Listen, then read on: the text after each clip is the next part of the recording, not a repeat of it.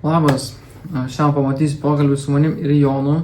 Jonas yra mano mentorystės studentas ir jisai papasakos, nuo ko prasidėjo organic dropshippingas jam, kaip jisai sukūrė savo custom produktą, iš kur kilo ta mintis ir kaip jisai dabar generuoja stabiliai vidutiniškai nuo 7 iki 11 tūkstančių eurų apyvartos kiekvieną mėnesį. Tad daugiau neviniosiu į vatą ir gero žiūrėjimo. Tai gerai, labas Jonai, noriu, kad prisistatytum. Kas tu toks, kuo užsiemi, kiek laiko užsiemi ir kaip tau sekas? Aš esu Jonas, esu iš Kauno, Šilainiai, kas žino, tas žino. Organiku užsiemu beveik 1,5 metų. Aš su tavim susipažinau kokiais prieš 25 metus, nes aš sėdėjau klubėje, aš dar turėjau savo brandą skincare ir aš, domėjausi tą e-komerciją ir aš tada tavo videką pamačiau ten, kaip aš pasidariau ten 200 tūkstančių gabalų per Q4 kažkas tokio. Ir aš tada tave pastebėjau ir taip tiesiog pajoinau Discordą. Jo, atsimenu, bet tu greit ir mentorystę pasiėmė, man rodos, iš karto. Tu prisijungai Discordą, man rodos, ilgai nebuvai, mentorystę iš karto šoviai.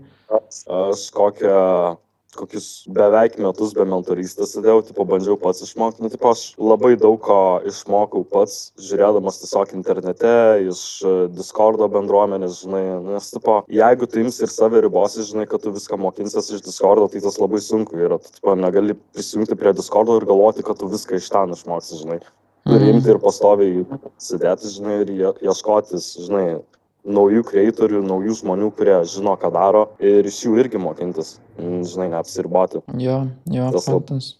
Visada yra ką išmokti, aš irgi ką tik kalbėjau su irgi viena studentė, tai visada yra ką išmokti, niekada visko nežinosi, tai čia, informacijos, neapskaičiuojamas kiekis informacijos yra, tai belė kada gali išmokti kažką naujo, tai jo, tiesą sakai. Tai gerai, sakai, jau kiek čia dabar? Kiek sakai, 1,5 metų? 2 metų, jo. Tai aš žinau, kad klausi, kiek aš per tą laiką sugeneravau. Įdomiausia. Tai aš tuos pirmus metus, aš beveik visiškai nieko nesugeneravau. Gal tik vieną pardavimą buvau padaręs, ten digital booką pardavinėjau, ten poreliam, kur gali pasidaryti savo nuotraukas, įsikelt per Canva, ten toks digital produktas. Bet šiaip man per tuos pirmus metus tai žiauriai sunkiai sekėsi, nes aš šūdinus produktus atrinkinėjau, ant impulso visada pirkdavau kažkokį produktą, galvojant, kad jisai veiks, nors jisai niekuoja neveiks. Aš nepagalvoju, kokiai auditorijai aš pardavinėsiu, kokius konceptus aš filmuosiu, ar turiu kokius pavyzdinius konceptus, kuriuos galiu naudoti ir pakeisti savaip.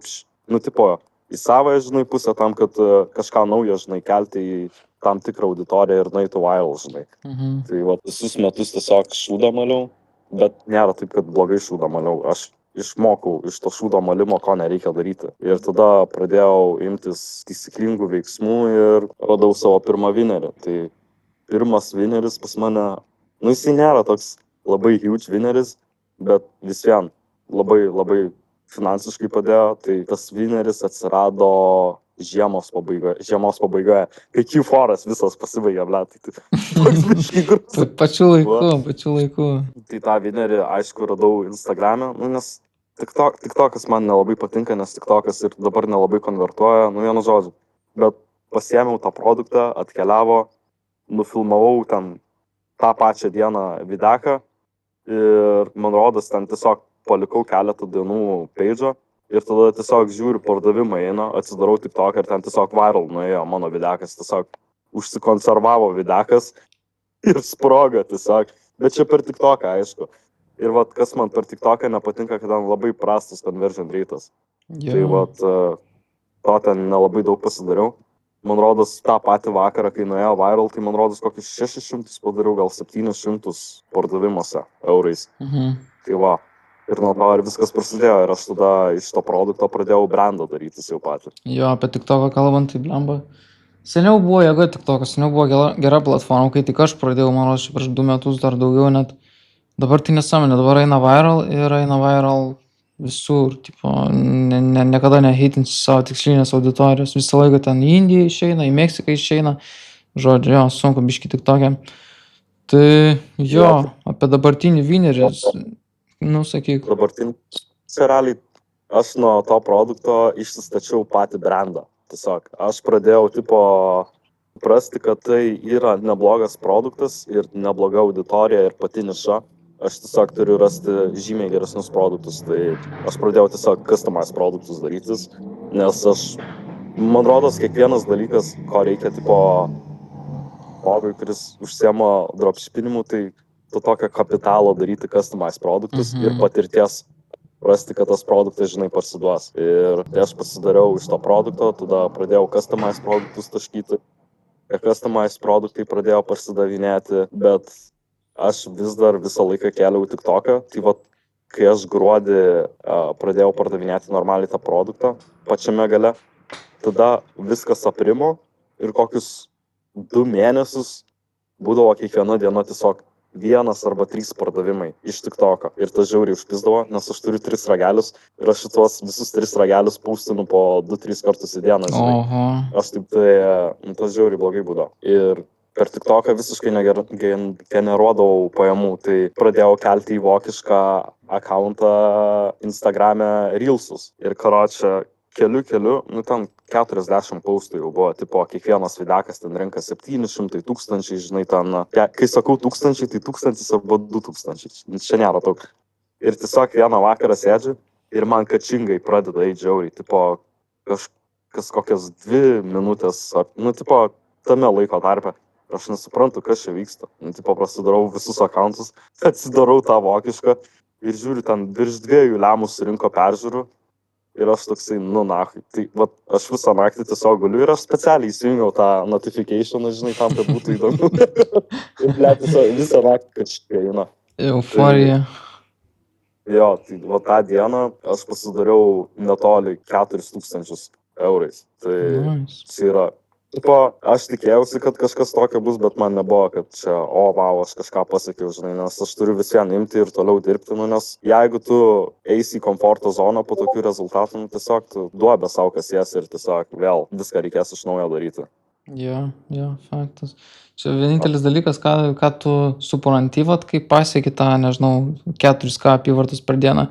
Aš manau, kad kaip tik užkabina daugumą žmonių, kad tipo, viskas, padariau 4K, dabar viskas, dabar tik atkartot belieka, žinai, viskas, žinau ką daryti, žinau kaip pasiekti tą 4K per dieną, viskas, lieka atkartot, tai manau, čia kaip tik užkabina žmonių didžiąją dalį, kad, nu, viskas, žinau ką daryti, dabar tiesiog imti ir daryti, tai nice. Tas man iki dabar vat ir printina, bet būna dienų tipo, kai tiesiog visiškai pardavimų negauna. Aš manau, kiekvienas žmogus, kuris užsiema e-komercijai, tai turi suprasti, kad ne viskas tiesiog spindi vaivorykštėm ir saulytę šviečia, nes būna tokių dienų, vat, pavyzdžiui, aš vakar pasidariau 500 iš kažkur 600-700 sesijų, o šiandien 300 sesijų 0 pardavimo. Tai tiesiog būna tokių durnų dienų, nieko negali padaryti, nieko nesupranti, bet tiesiog imi ir turi turėti savyje kantrybės ir suprasti, kad būna gerų blogų, nu, tipo, kad būna gerų dienų ir būna blogų dienų. Aišku. Tai, ja. Bet kodėl man labai Instagramas patinka, kad kai videkas nueina viral, tu gali tą patį videką repostinti ir jisai vis vieną eis viral. Tai man tas žiūri, tu neturi editinti dokuje, tiesiog repostinti tą patį videką ir jisai vis vien gerai performina. Jo, čia Instagramo hackas geriausias turbūt. Reikia abusinti šitą realiai, kol veikia tol abusing. Jo, aišku, dar aš ant Facebooką nelabai perėjau, bet reikėtų perėti. Bet ten nėra mano, nematau, kad ten būtų labai didelė auditorija. Tipo net nepostini iš viso į Facebooką? Postinau, bet kažkaip, nu, nežinau, reikėtų ant Facebooko hopin, bet tiesiog aš nerandu tiesiog laiko. Nežinau, labai reikėtų. Žinai, tau nėra sunku, tu susikurk tą page'ą Facebooką ir surišk su Instagramu savo. Cross-postingą pasidarys ir tau nieko nereikės daryti daugiau. Tu įkelsi Instagramą Reels, jis automatiškai į Facebooką pasipostina. Tai šiaip tai žiauriai apsimokėtų tau. Reikės pabandyti. Tu nieko nekainuoja, tu vieną kartą setupą pasidarai Facebooko page'ą ir viskas, gali pamiršti. Tau ir storius cross-postins, ir postus cross-postins, ir karočią, čia žiauriai. Ir jeigu turi gerą Facebooko puslapį, ta prasme, printinsi. Tik tai su Facebooko puslapiais biški užtrunka, kol jisai, žinai, pagauna tą visą tokį tractioną kažkokį. Kad geriau, tipo, kurtis paskyras ant paskyrų kuriam yra kažkur 6-8 metai senumo. Tai man tas iškart pasirodė, nes aš dariausi ant naujesnio akaunto, tai man ten šūdas buvo. Tai pasidariau ant senesnio iš karto viusai 100 kartų geresnį. Nu, Facebookas žiauriai greit pagauna tos visokius fake accountus ir taip toliau, tai ir suspendina, ir banina, tai jeigu tu, pavyzdžiui, susikursi asmeninį profilį kažkokį naują ir ant jo iškart pages kursi, ar ten ad accountus kursi, nieko nepaeis, dažniausiai suspendą gauni arba ten baną ir viskas.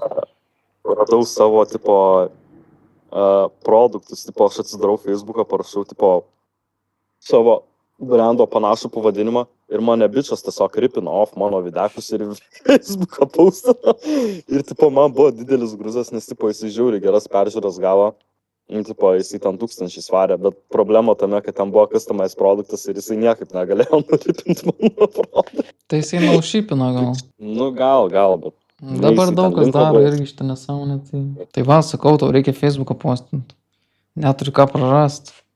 Nieko nekainuoja. Ja, tai va. O kalbant apie patį gyvenimą, tipo, kaip dabar jaučiuosi, tai dabar žiauriai nuostabu, nes, tipo, aš anksčiau labai varžomas buvau finansų, tipo, galvodavai, ant ko gali išleisti, ant ko negali išleisti, tas žiauriai vargina, tipo, energiją iš tavęs. Tai aišku. Tai dabar full time šiaip, ne?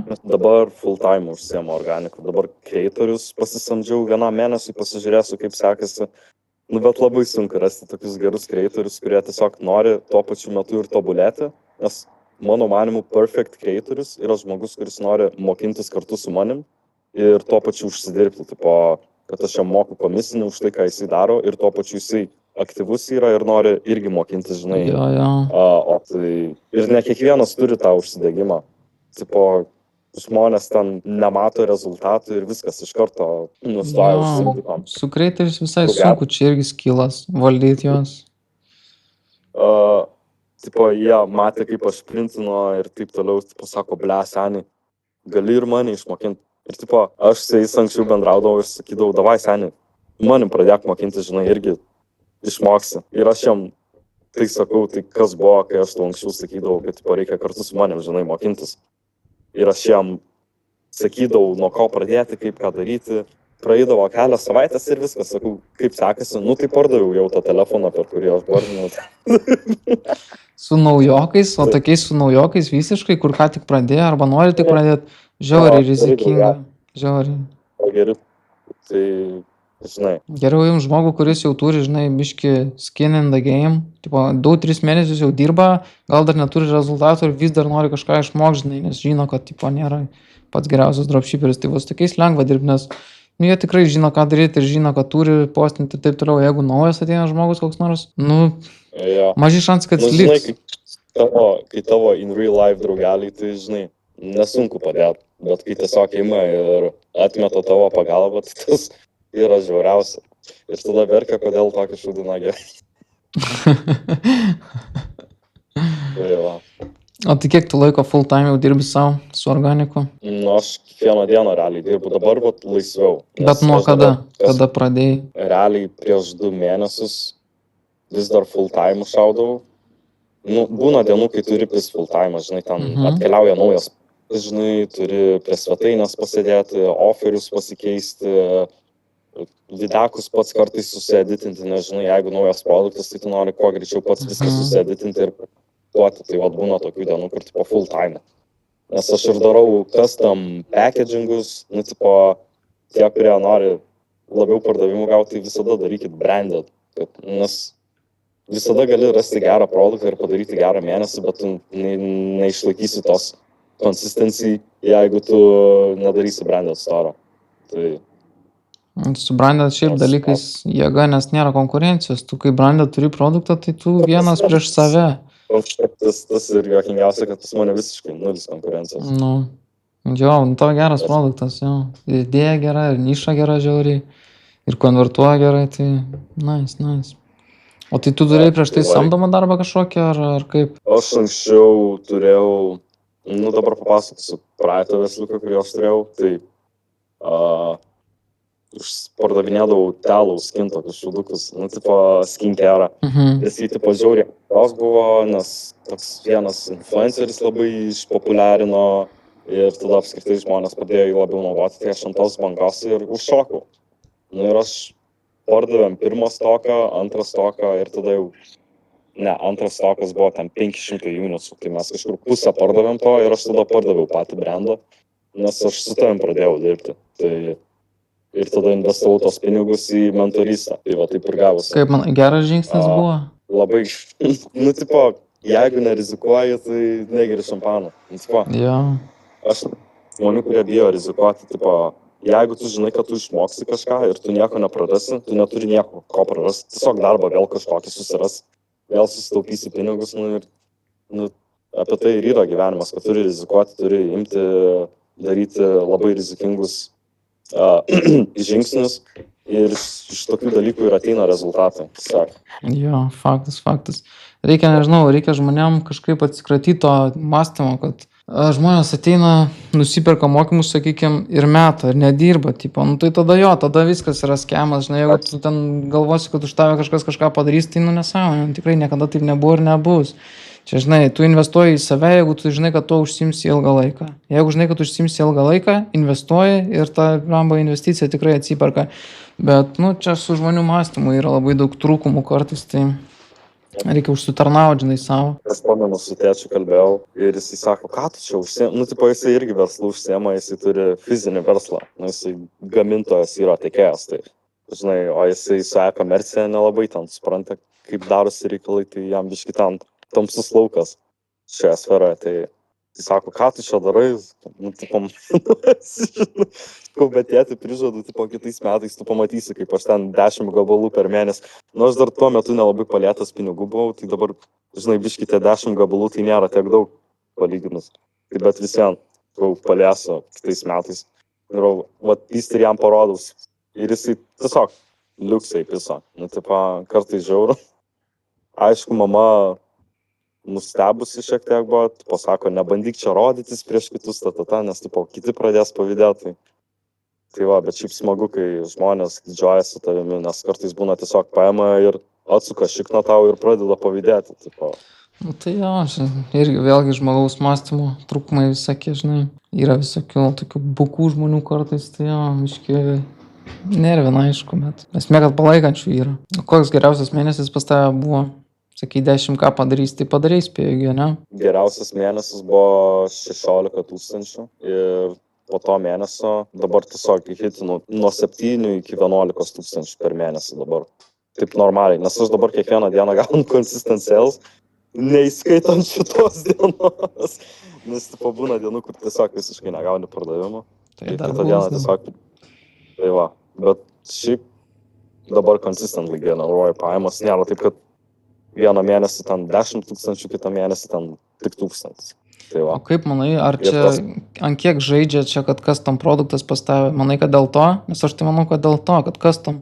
Be abejo, nes dabar jau iš lėto ateina toks laikotarpis, kai žmonės supranta, žinai, kad, nu, kaip ir žmonių evoliucija, tipo, socialiniuose tinkluose jau supranta, kad, tipo, galima susirasti, tipo, iš AliExpresso ar kažkas tokio.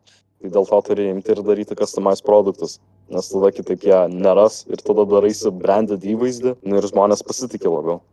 Jo, faktas, unikalumas kažkoks, žinai, tą vertę sukuria. O šitą, gali papasakot biškį, gal yra žmonių, kuriems įdomu, kaip custom produktą pasigaminti. Gali tą procesą biškį paaiškinti, kaip viskas vyko?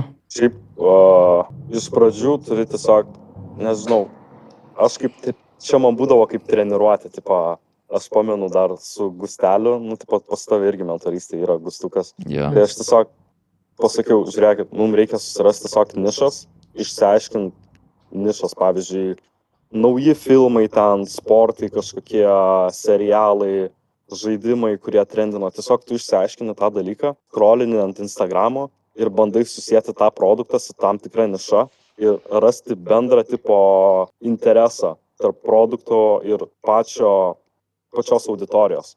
Ir kai tu randi tą bendrą interesą, žmonės labiau linkę pirkti tą dalyką, nes jie asocijuoja tą produktą su asmenintų dalykų. Žmonės labiau linkę pirkti. Ir va, tu tiesiog gali bet koks žmogus eiti į Instagramą, scrollinti ir kiekvienas produktas, kurį tu matai, kurio nerasi ant AliExpresso, yra customized. Ir ką aš mėgdavau labai daryti, tai bandyti išsiaiškinti, kaip tas žmogus padarė tą customized produktą. Ar jisai sujungia ten 3 tiekėjus į vieną produktą, žinai, vienas tiekėjas daro tą, kitas tiekėjas daro tą ir tada bum, gimsta, žinai, ten naujas produktas. Tai vat aš labai mėgdavau tą daryti ir tada tiesiog iš to ir kilo idėja padaryti tą produktą, kurį dabar pardavinėjau. Tai va. O sunku suvest, va, tiekėjus, nežinau, ten vienas už tą atsakingas, kitas už tą, ar sunkiai čia operacija, ar čia... Padarau per WeChat'ą. Aš naudoju WeChat'ą ir ten tiesiog grupę pasidarom, visi ten kinietiškai, aš ten tą translator turiu pasijungęs. Nice, smart. Geras. Tai iš stock, kai pasibaigia stokas, agentė iš karto pati paima ir parašo į grupę out of stock. Ir man nieko rašyti nereikia, žinai. Automatizuota, nice. Tai tu invoices tik sumoki ir tiek, ne? Per Alipay. Na, viskas kinietiškai, ne, pas tave. WeChat'ą, ką čia naudoja. Kažką dar norėjau paklausti apie tą produktą. MOQ. Koks MOQ? Daug reikėjo investuoti, kad pagamintų viską? Kaip yra labai daug tiekėjų, kurie ima didesniais kiekiais ir gali rasti tiekėjų, kurie paims mažų MOQ. Nu, tipo, čia yra toks dalykas, kur tu turėtum mokėti kartais bendrauti ir susirasti gerą tiekėją, nes aš buvau susiradęs vieną tiekėją, pasidaręs tą pagrindinį sample to produkto, kuris geriausiai pasidavinėjo, nu ir jis tiesiog vanishing. Ir jo MOQ buvo ten, nežinau, gal 100, gal daugiau. Tai aš paėmiau tą produktą ir tiesiog išsiunčiau kitam tiekėjui, sakau, nukopijuok šitą produktą 1:1 ir pradedam pardavinėti. Ir jisai pasitikėjo manimi, aš nežinau kaip, jisai tiesiog paėmė ir ant demando, kiek reikėjo, tiek ir padarydavo. Ir iš to tarp mūsų gimė labai gražus toksai ryšys, nes jisai man viską ant low MOQ dabar daro. Tipo, jisai žino, kad tokį produktą, kurį aš padarau, jisai tiesiog pasiduos, tai jisai pasitikė tiesiog manim. Ir aš, man čia tiesiog labai pasisekė, bet aš labai mėgdavau imti ir tiesiog rašyti 10 skirtingų tiekėjų ant to pačio produkto, žinai, ir klausinėti tokius pačius klausimus ir išsiaiškinti, kuris tiekėjas yra geriau. Kitas dalykas, ką aš mėgstu daryti, tai išsiaiškinti, kuris tiekėjas yra arčiau mano agentės warehouse, žinai. Tam, kad shipping būtų greitesnį iki warehouse, tiesiog greičiau shippintų produktus. Nes būna ten 3 dienas reikia laukti ir tai žiauriai užpisa. Okay. O tu iš kur šitos tiekėjus Alibaba tiesiog susirandi? Per Alibaba aš neinu, nes ten tiesiog didžioji dalis resellerių yra. Tai aš imu arba man užkrenta, ar 2.6 tai ir... 1.688. Ir šten mėgstu, nes ten visada žiauriai žemos kainos. Ir tiesiog pačiatinu, numetu WeChat'o QR kodą ir viskas ten jau chatinam. Nice. Angliškai susikalba. Mažas, tai pereiti ant WeChat'o, nes ten gali užneiminti savo tiekėją ir viskas labiau organizuotai yra, nes per tas platformas chatinti labai painu yra. Okay. Smart pas tave viskas, čia vietose, labai viskas susistemintas, ne? Geras. Apie dabartinį Vynerį šiaip yra kažkokių problemų, kas bottleneckina pas tave, kame dabar straglinu daugiausia, kas trukdo tam pasiekti, nežinau, 2-3 apyvartas? Man rodos, labiausiai kas užpisa, tai tiesiog tas, kad galėtų būti daugiau akauntų, tipo ant Instagram, nes aš turiu dar vieną akauntą, ten 4000 followerių ir aš postinu ir tipo jisai tiesiog dead akauntas yra, tai man tiesiog reikia vėlgi rasti laiko ir tiesiog iš naujo pasidaryti tam tikrus akauntus ir vėl pradėti tiesiog spaminti, žinai, jeigu neveikia Instagramas, tiesiog vėl naujas susikuria akauntą ir kitas tiesiog kažkaip veikia. Tiesiog negali imti ir nuspręsti, ar veiks akauntas ar ne, tu tiesiog turi imti, bandyti, klysti, suklysti ir tada naują akauntą pasidarai ir kitas akauntas jau veikia. Čia tiesiog sėkmės šiek tiek reikalas ir darbo. Ką turėjo omeny veikia? Peržiūros eina, nes būna, kad tiesiog visiškai peržiūros neina. Atrodo, keli surenka ten pirmas videkas kokius 5K ir tada po to laiko ten 100, 200, 300. Tai vėl tas labai užpisa. Ir neprogresuoja niekas, tipo 100 peržiūrų ir viskas, ar taip ir stabiliai stovi? Tipo tas akauntas, kurį aš bildinau, tai anksčiau jis žiauriai gerai performinau nuo pat pradžios ir dabar tiesiog išmėra.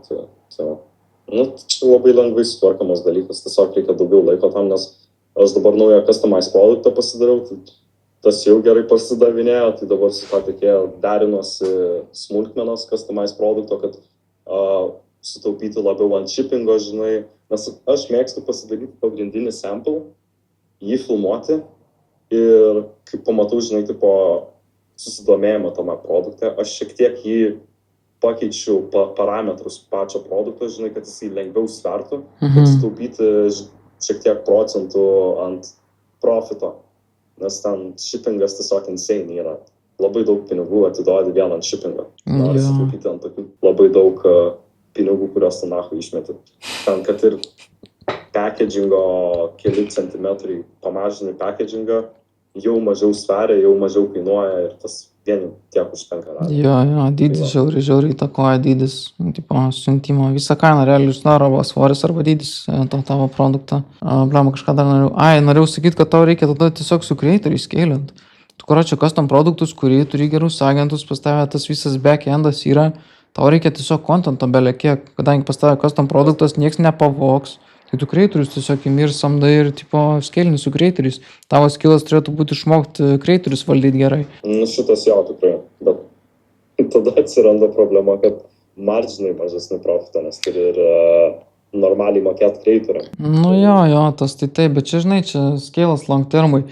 Visą laiką, jeigu scalini, tipo profitas per pardavimą galbūt mažės, bet tau galų gale, sakykime, okei, kas geriau, ar padaryti 15K apyvartos su 5% maržom, ar padaryti 50K su ten 5% maržom. Jo. Žodžiu, jo, čia scale dalykas. Pamastyk apie creatorius. Manau, čia sekantis žingsnis turėtų būti tas teisingas, kad tipo išmokti valdyti creatorius, nes irgi skillas yra ir užknisa kartais su jais dirbti, nes dingsta, dar kažką ten nepostina ir taip toliau. Tai, reikia išmokti su jais dirbti irgi, bet čia yra, manau, sekantis teisingas žingsnis būtų visai. Bet aš įsitikinęs, kad šiais metais tikrai hitinsiu 6 figures. Tipo su tokiu tempu. Tai aišku, tai metai pusė tik. Aišku, Q4 prasidės, tavo produktas gera dovana, manau, tai lamba, labai realistiška. Jeigu dar creatorius pasimsiu kokius 2-3 gerus, be problemų turėtų būti. Jeigu kažkokie creatoriai dabar žiūri, tai parašykit, užtaginsiu tavo Instagramą, kokį nors narekarą, tai gal parašo. Tai nes šiaip žiauriai nuostabu, kad viskas veikt pradėjo, nes buvo kartais tokių momentų, tiesiog galvoju, reikia jau kažko kito ieškotis, nes man buvo, kad pasidariau accountus, visi accountai veikia ir tada su VPN subscriptionu kažkas atsitiko tenais ir visi accountai užbotinti buvo, tik to, kad ten botų tiesiog pradėjo komentuoti, ten taip toliau, visi accountai sugadinti buvo ir iš naujo turi resetinti viską. Ir tokie dalykai labai dragina atgal, bet tuo labiau išstumia tave dar labiau į viršų, nes tu nepasiduodi.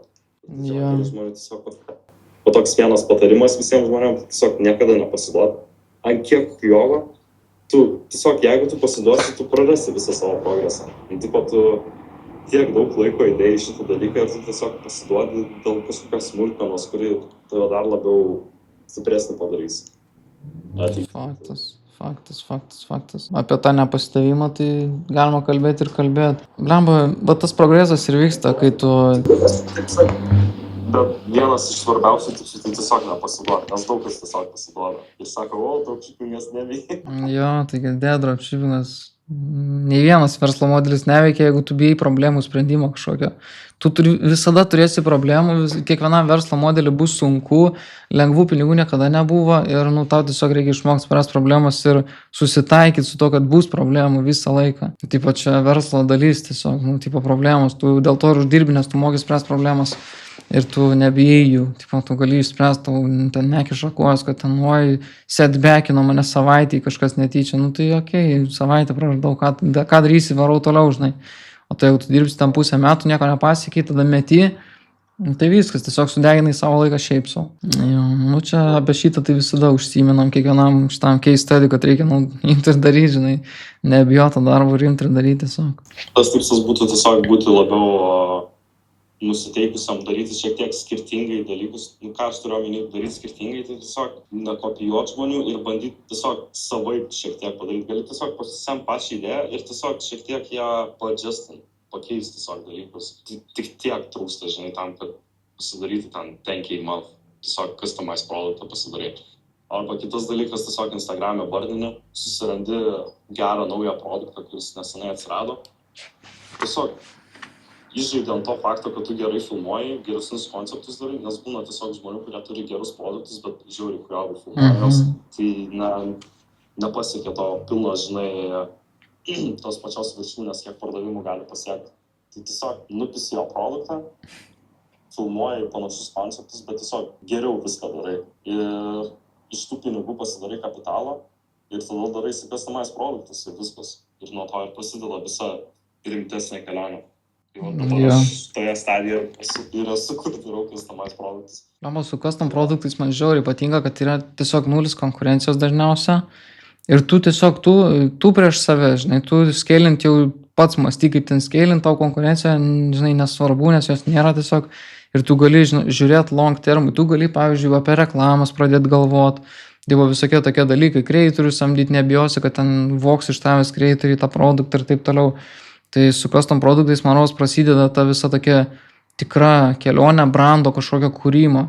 Nes su tais dropshipping produktais, tu nieko rimto nesukursi, tu uždirbsi jo, ten gali, ką žinau, 100-200 apyvartos padaryti, bet nebus tikėtina long term niekas. O jeigu nori long term, custom produktai susikuri savo ir viskas, jau tavo žaidimo aikštelė, žinai, daryk, ką nori, tiesiog skalint, tau reikia ir tiek.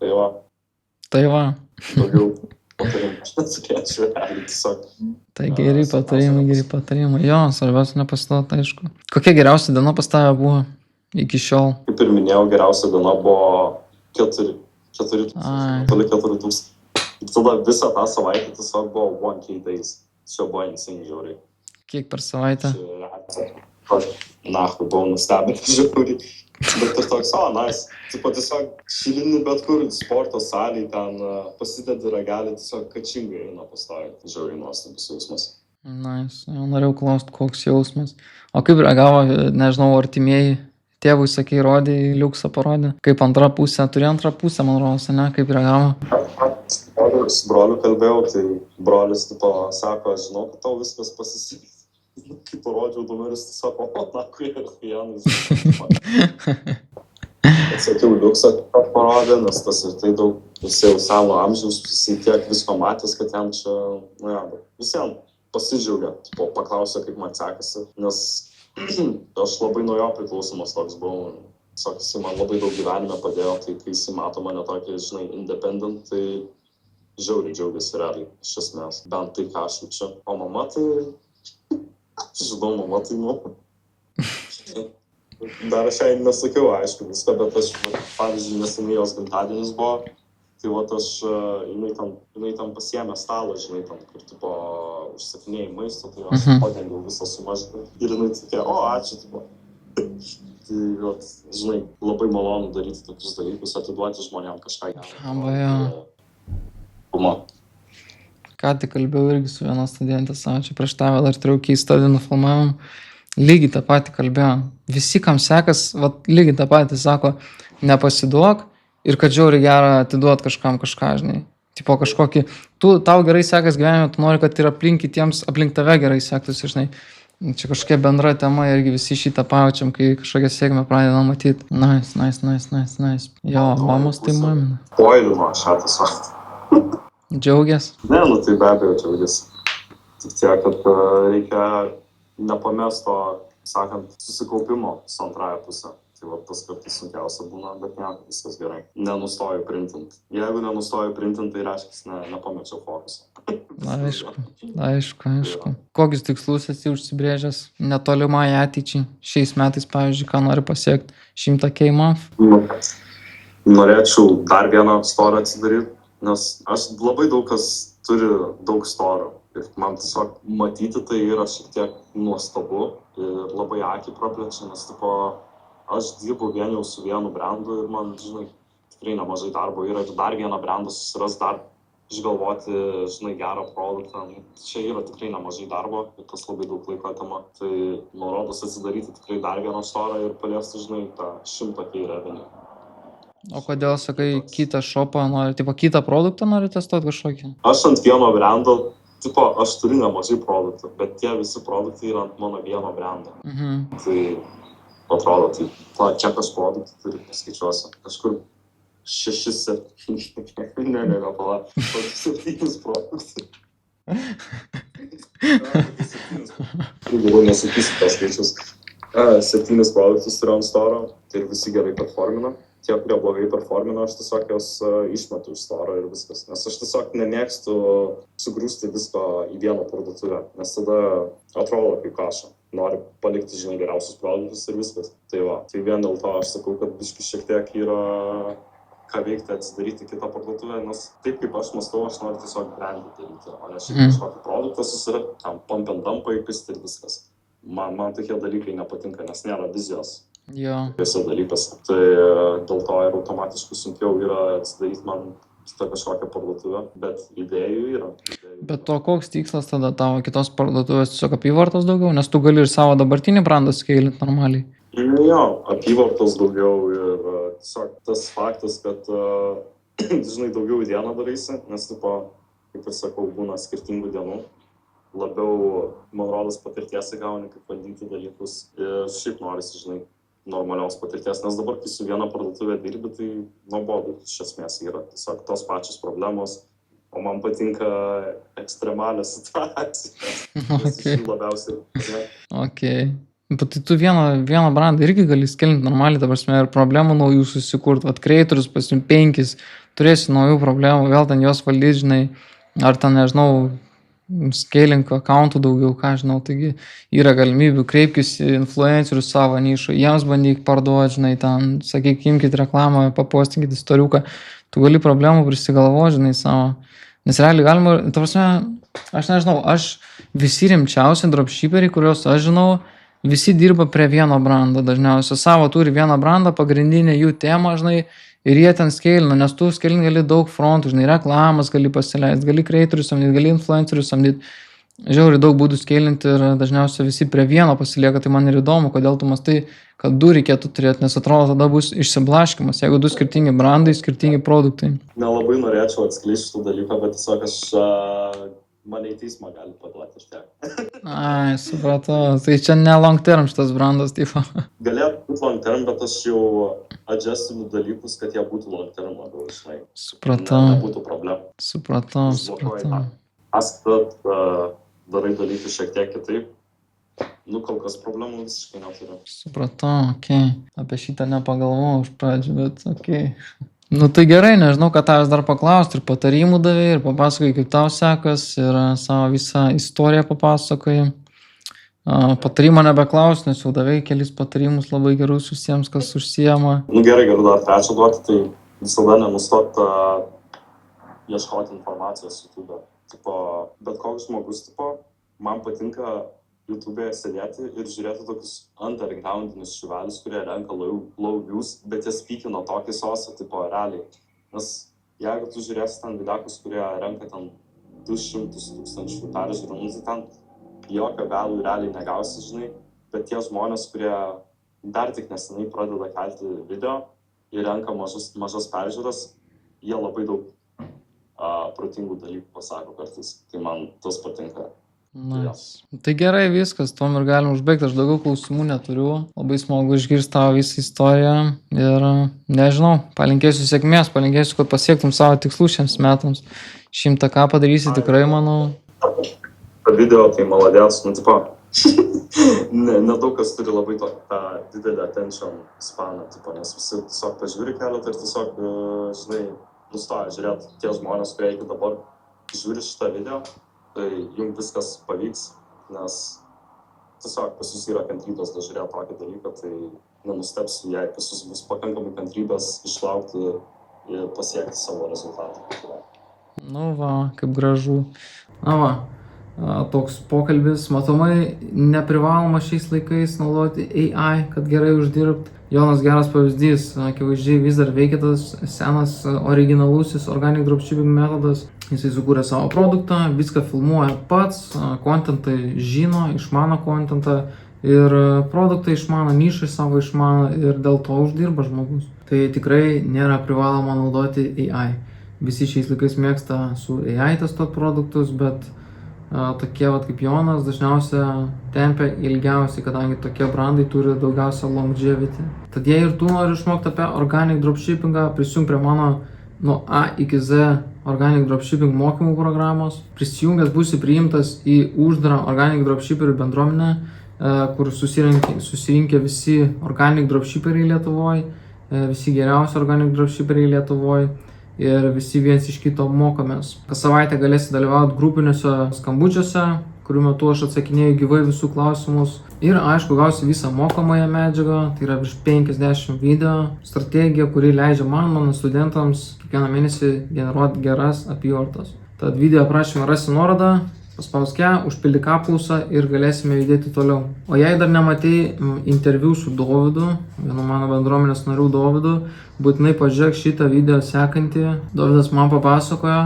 kaip jisai užsiimdamas Organic Dropshippingu su AI metodu per mėnesį sugeneravo 100 000 baksų apyvartos visiškai organiškai, vis dar būdamas 17. Tai būtinai pažiūrėk šitą video, labai vertingas video, labai užmotyvuojantis ir jo parodo, kas yra įmanoma šiais laikais su Organic Dropshippingu. Ir šiam kartui tiek. Tikiuosi pasimatyti su tavimi savo bendruomenėje.